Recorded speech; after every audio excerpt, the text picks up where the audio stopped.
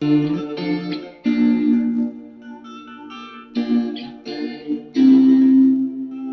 Plan Path. Hello and welcome to Plan Path Podcast today. This is your choice hub for book reviews and crucial conversations in education.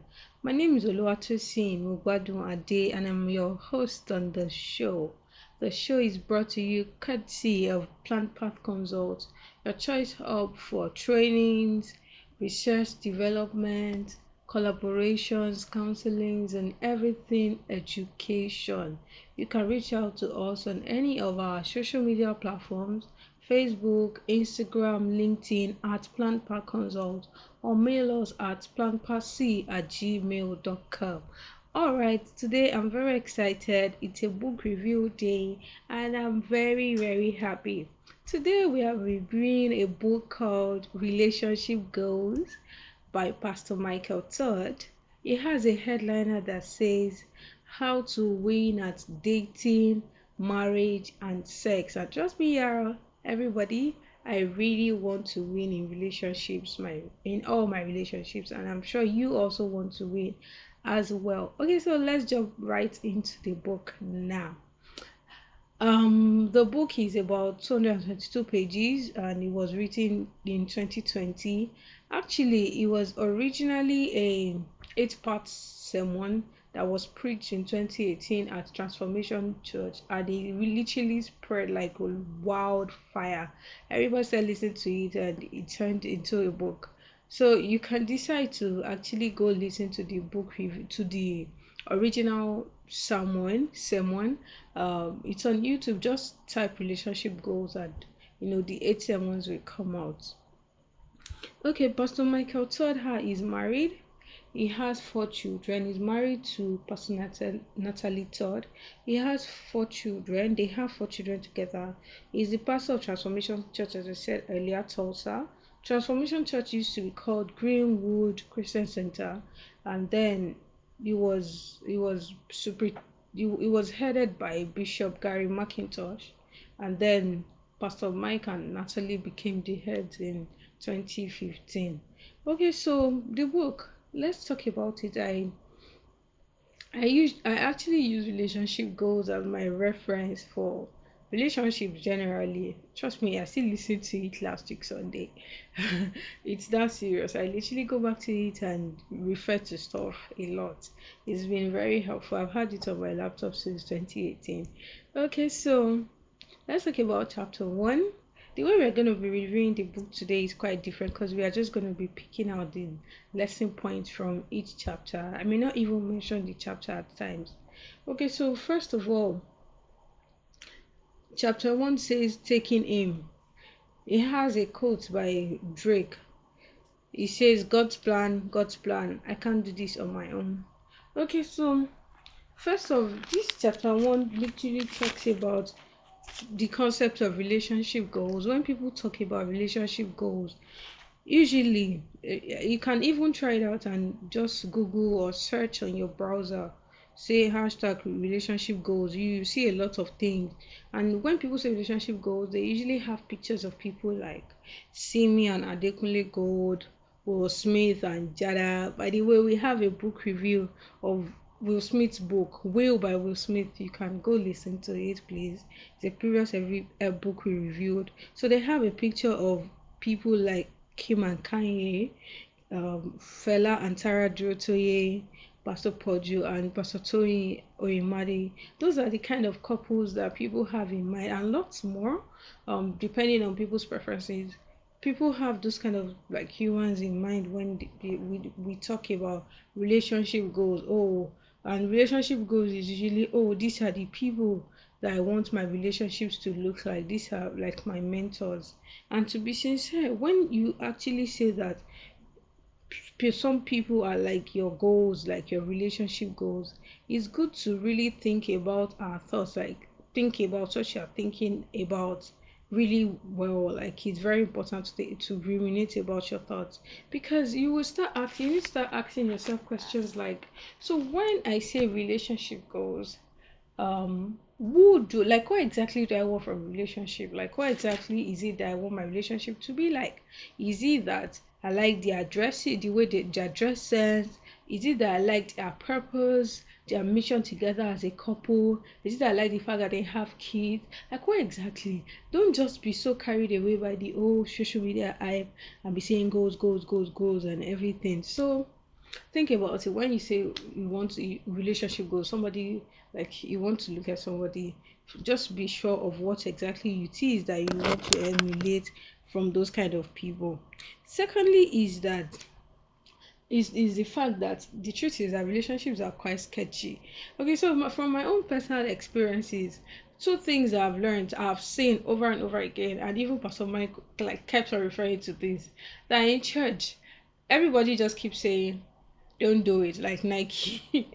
Nike says just do it, but churches will say don't do it, or religious centers, parents, don't do it, don't have sex, don't get with a boy, don't get with a girl. And then the next thing is don't have bad friends. Those are just like the advice, and that is like too vague for my inquisitive mind. For like this generation and the generations unborn, those are like very very sketchy ideas without clear roadmap as to what to do in relationships and or what not to do in relationships you grab.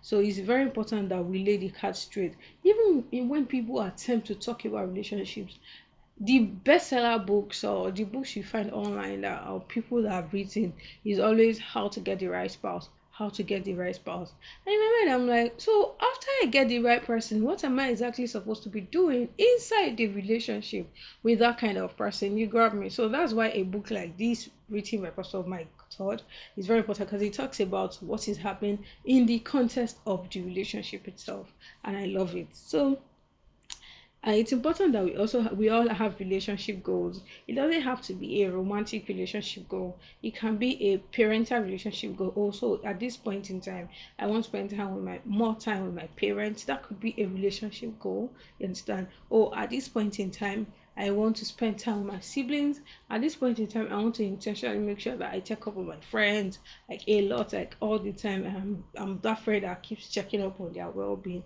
Those are relationship goals. It doesn't have to be anything out of the blues, and it's not compulsory that it's anything romantic. Understand? So a relationship goal can even mean that, you know what, for the next few months, for the next 1 year or so, I really don't want to date anybody.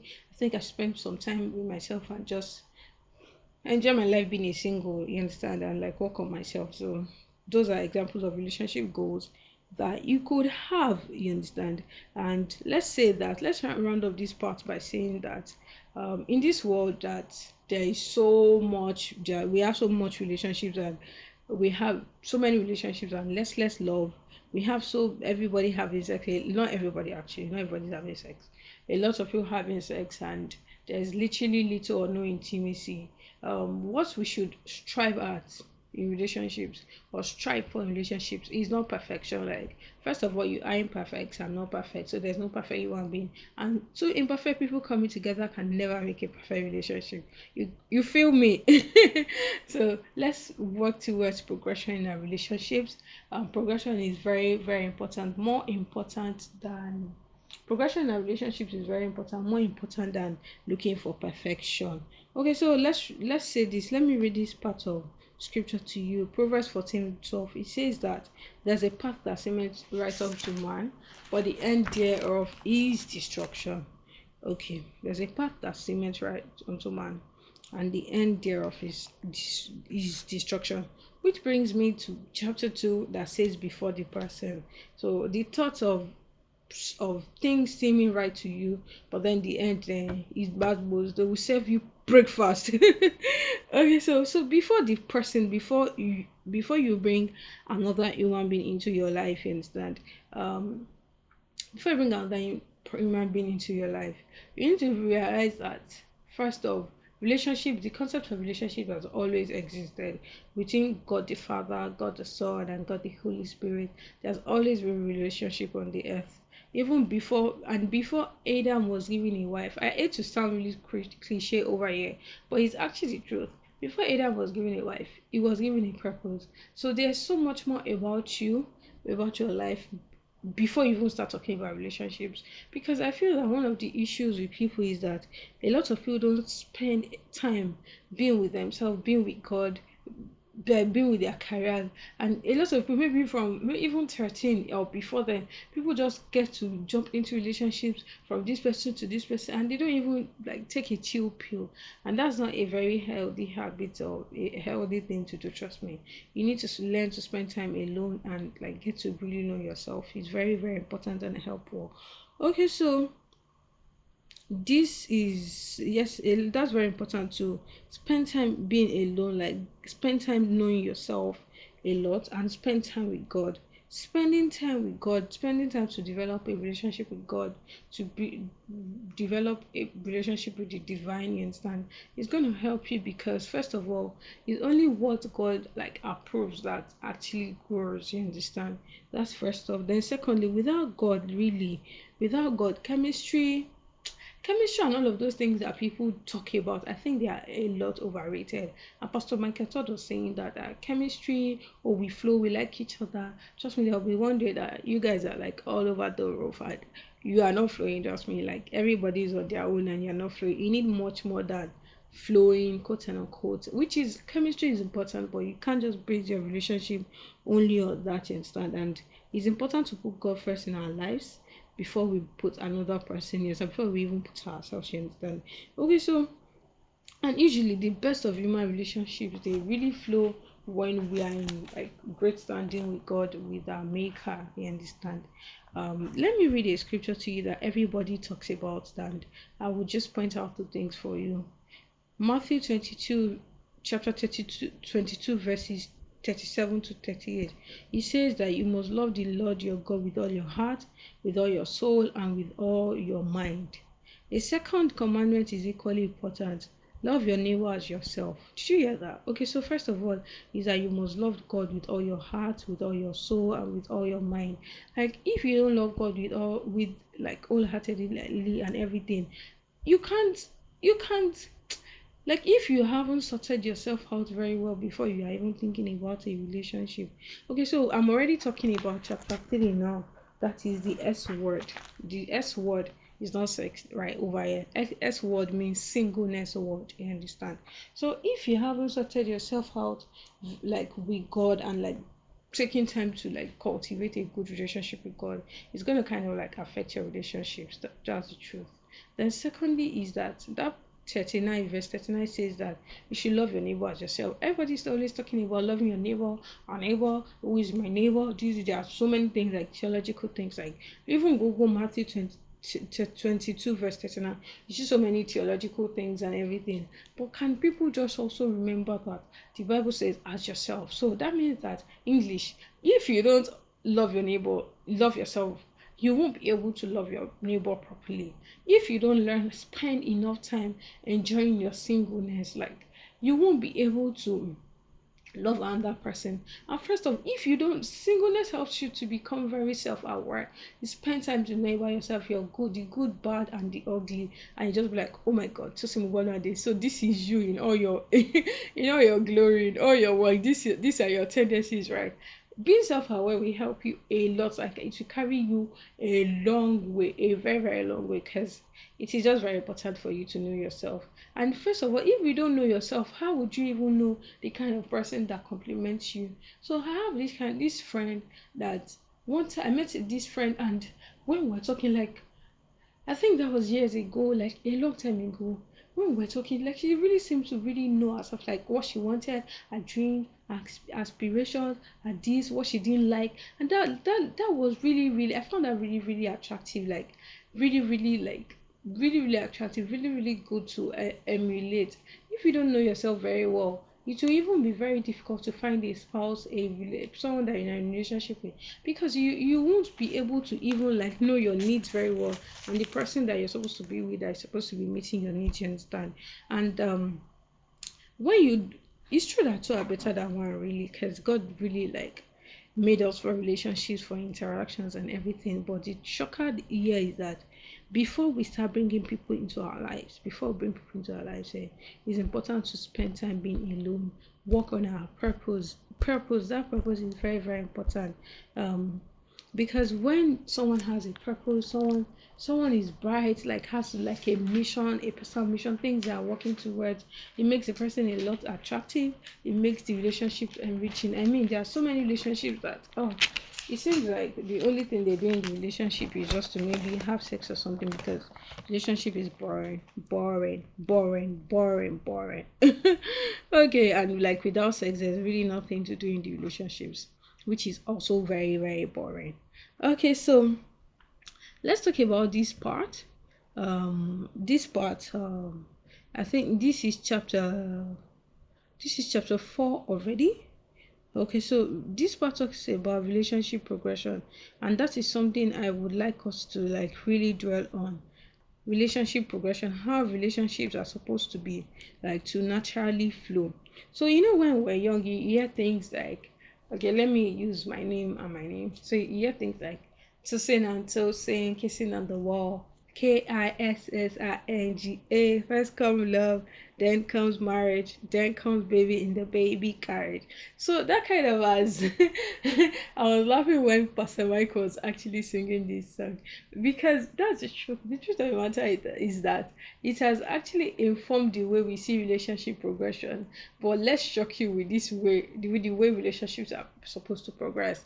So Michael Todd opines that relationships are supposed to start from singleness, like your singleness. The S word is very important. Singleness, very, very important. Your singleness, dating, engagement, marriage, love, and children. It shock you, Abby.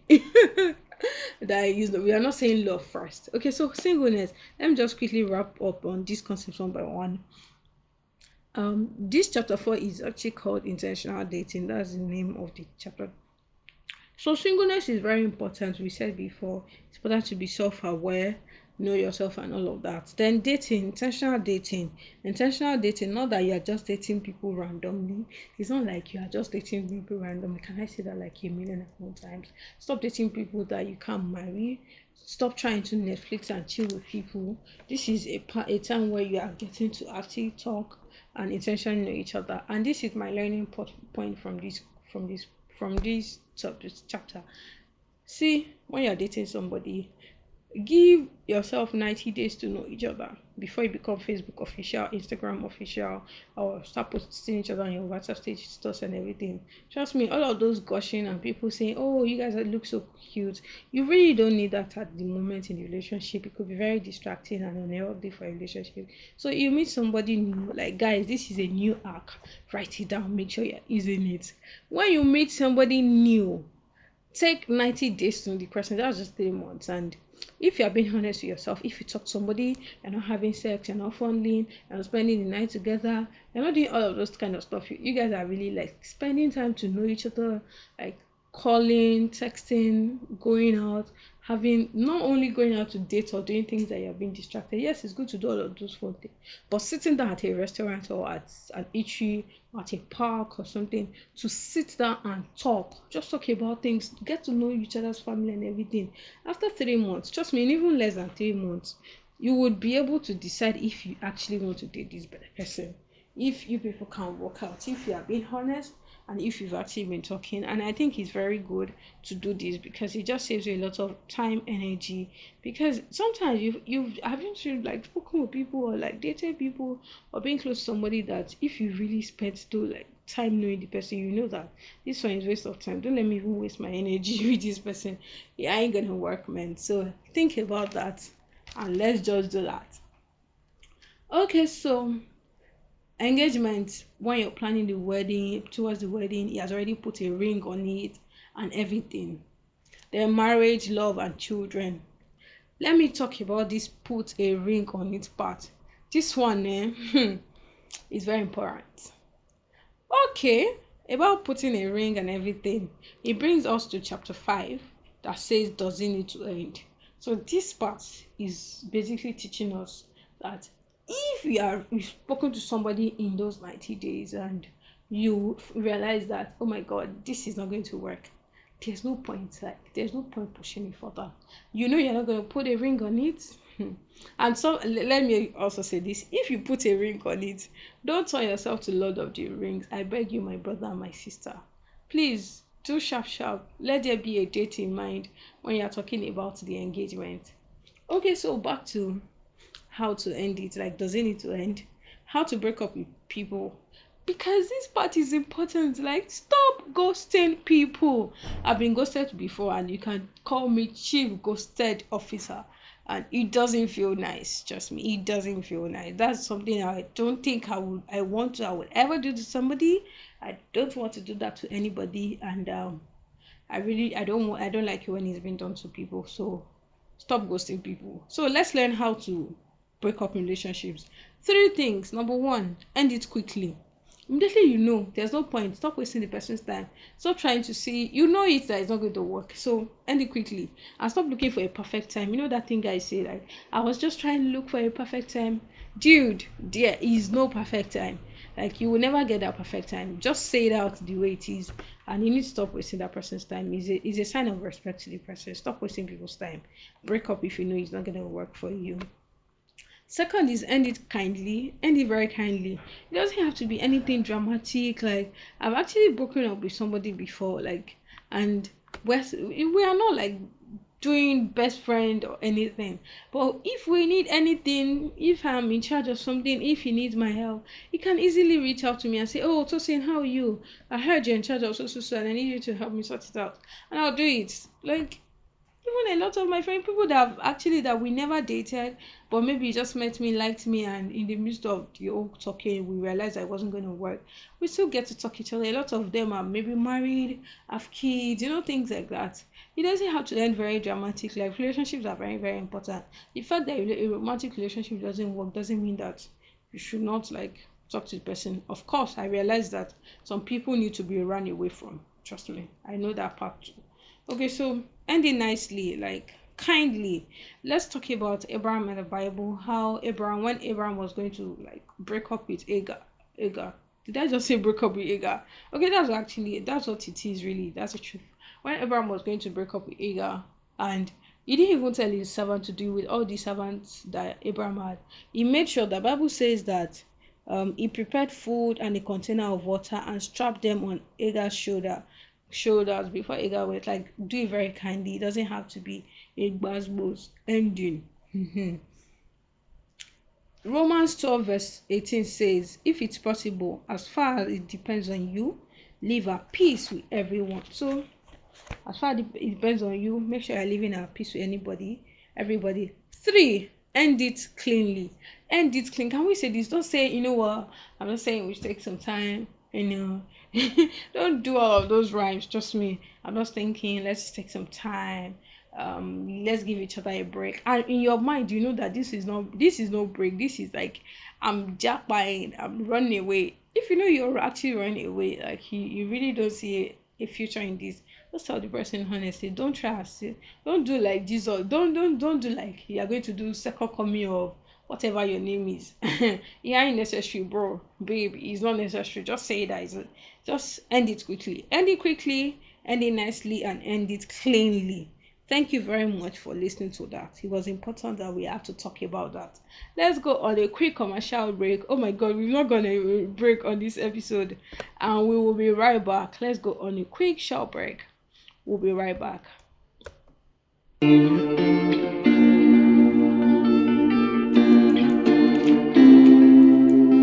The Blind Path. Okay, sorry, I just drank water. If you listen to our book review, or if you are too good to feel this bad, that's one of the things that we're taught. Drink a lot of water. Go listen to that book, please. That book is amazing, by Nate Dallas. The book review is on the check out this platform, you will see it there. Okay, so chapter 6, we just finished talking about how to break up. Chapter 6. Before we go into chapter 6, I would like to read one of the forwards, like one of the praise for reviews of the book that was written inside the book. This review was written by Dr. Darius Daniel. Dr. Darius Daniel is the lead pastor of Change Church and the author of Relational Intelligence. Okay, so let's read this. We are often encouraged to practice what we preach. However, I think it's also important to preach what we practice. This is exactly what Mike and Natalie Todd have done. They have taken their lumps and transformed them into lessons. They have taken their pain and turned it into purpose. They have taken their mistakes and turned them into ministry. They have taken their blessings and turned them into a book. If you are looking for a blueprint to a blessed relationship, this book is for you. Thank you so much, Dr. Darius Daniels. Okay, so it's very important that when I say practice what you preach and everything, sometimes I've seen a lot of people living amazing lives that I'm like, you guys, you're already practicing something important, very, very nice. Please, I think you need to start preaching what you are practicing. Okay, chapter 6 says surrender your sexuality. Fam, in the original message, this part was called sex container, and let me just play the intro of this sex container as it was played in Transformation Church. Let's talk about sex. Let's talk about sex. Let's talk about sex. Good morning, Transformation Church. So Pastor Michael Todd on a Sunday morning was playing Let's Talk About Sex. Let's talk about sex, baby, in church. Okay, so that was very nice because I think it was even good that even you heard it that way. In your mind, I'm sure that some people are closing them and like, let's talk about sex in the house of God. Oh my God, what we said earlier. A lot of us in churches, or how we grew up, how we were raised, a lot of people were not told about relationships, and it's very pathetic. Trust me. How many people went to Bible school to learn how to have sex? How many people? Did you? Family, I can bet that you didn't. Okay, so let's say things about sex. Sex is beautiful. Sex is not dirty. Sex is enjoyable. It joins people. Like, it actually joins people. So sex is not for recreation. Sex is not that thing you do as filling the blanks. It's not a snack in your relationship. It's not item 7 every time you see. That's not what I'm saying. Do you feel me? Sex is something that is not for leisure at all. God gave you your body, and you should give your body back to God. You should. Bible says that you should give your body back to God as a living sacrifice. We should present our bodies to God as a living sacrifice, holy and acceptable. Even our physical body is very, very important to give our bodies back to God. And respect your body. I mean, respect your body. This part, I can't say it enough. How can you be having sex with somebody, like sharing your intimate parts with somebody, and you can't share your phone password with the person? How does that feel? Do you value your private parts more than your password, or your password more than your private parts? You feel me? So sex is actually a very beautiful thing, and God knows that this sex thing, it can do people give. So let's just put it in a way that, in a place that people will not be served breakfast. Like, at least let's contain it. Let's contain relationships. So sex is actually God's idea. It's not somebody that just did a scientific research that said that now found out that we could have sex. Sex was God's idea, and I like that about God. Hallelujah. So sex is explosive, and that's why God said you should put in like a marriage relationship. So think about these things we've said about sex. Honor your body, and think about these things well. Okay, all right, nice. The last part of this book, we need to round this episode up. Thank you for listening to this part. Make sure you share with your friends. It's amazing to have a platform where you can listen to book reviews even when you don't sit down to read. Even if you sit down to read, trust me, it is very nice to know that I can listen to. You would read more books. You would have learned a lot at the end of the year, at the end of the month, at the end of every time you come to the platform to listen to a book review. Let's end with this. Chapter 9, major keys to marriage. So we said that, but Pastor Michael Todd said that marriage is one of the most appealing relationships. Actually, there's some parts in the book that Pastor Natalie also like wrote some things and all. So marriage is one of the most appealing, is the most appealing relationships, is the most appealing relationship on earth, but it requires hard work and sacrifice. Marriage is the most appealing relationship on earth, but it requires hard work and sacrifice. Number one key to marriage: understand each other's needs. This part very important. Men need honor and respect, in the sense that we should, as women, we should allow our men to fail. We should allow God to be the enforcer. So when you need something from them, they don't like you when you nag. So stop nagging them. It's counterproductive. Whatever it is that you want to tell them, and it's like they don't want to hear you, just go and talk to God. God knows how to deal with them and pass out across the message.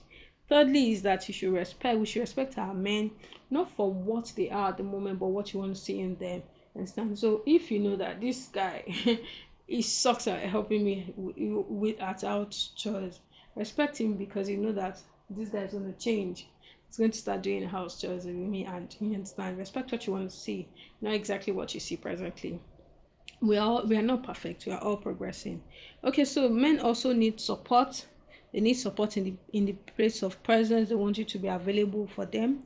They want you to encourage them in the place of prayer and the place of insightful wisdom. Men, don't underestimate the value of sharing with your wives. Sometimes women can bring a perspective, things that you're not seeing, like a woman can bring. Two heads are always better than one. One will always chase 1,000, and two will put 10,000 to flight. So don't underestimate the power of sharing your wife. Men also need sex. They don't want sex. They need it, bros. Sisters, they need the sex. Okay. Women want security, affection, and communication. Affection doesn't always mean sex, please. Affection could just be holding hands, talking, communicating. Whatever affection means to your spouse, it doesn't necessarily mean sex. And sometimes it pisses women off when it's just like you want to jump straight to the point. Bro, calm down, let's do some, ragaboing. I didn't say that. Let's do some foreplay. Let's, maybe kiss, hug each other, and everything. Affection. Women need security, affection, and communication. Secondly, is know how to talk to each other. Quality is always more important than quantity. Spend quality time together. Um, know your communication style that works. Ensure that you recognize the power of your words. Choose your choice of words, very important. Choose the choice of your words, very important, and the tone of voice you are using to talk.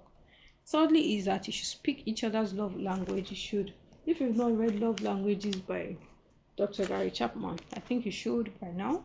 And you should also take a love language test to find out your partner's love language. And also observe very well. Observe very well. Observe. I will not tell you my own love language.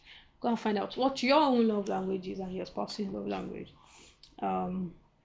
Know how to resolve conflict. Conflict resolution is very important to learn, because there are gonna be issues, trust me. Then cut out unspoken expectations. I mean, this part is literally a no-brainer. If you have an expectation, let your spouse know. And if you can't tell the person, please let the person go, because it's very unfair to have expectations of people, like some expectations that are very unrealistic. Don't do that, please. Don't do that. Don't do that. Thank you very much. You have come to the end of this book review. Tell us what you enjoyed. Tell us what you actually enjoyed from listening to this. I hope you actually practicalize a lot of things. You can see that there are lessons for everybody: single, married, dating, engaged, whatever, or divorced, or senior citizen in marriage. Whatever stage you are in, I'm sure that you must have picked a lesson. Thanks for listening up to this point. Remember, this is Plan Pack Podcast. Listen, we always drop our book reviews on Fridays, like new episodes drop on Fridays. So make sure you listen, you share with your friends, tell them about us. Bring Plan Pack Consult to your training, your consultations, your counselings, collaborations, everything happening in education. Bring us there, and we'll be glad to work with you. Thank you so much. My name is Oluwatosin Mugbadwade. It's a pleasure to be your host on the show. So have a good week. Bye bye. Bye. Catch you up in our next episode.